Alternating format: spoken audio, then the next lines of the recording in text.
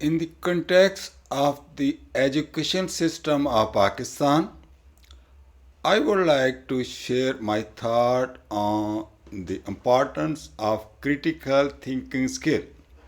As a teacher in Pakistan, I have noticed that the education system tends to focus more on rote learning rather than developing critical thinking skill.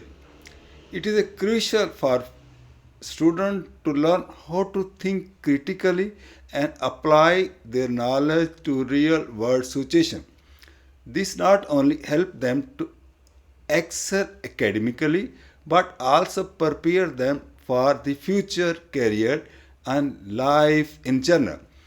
However, the current education system in Pakistan often prioritizes memorization of information over practical application and critical thinking.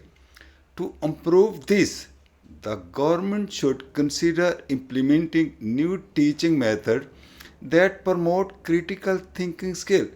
Teachers should be trained to facilitate discussion and encouraging students to question and apply information instead of simple memorizing it. Additionally, students should be provided with more opportunity for hand-on learning and problem-solving activities.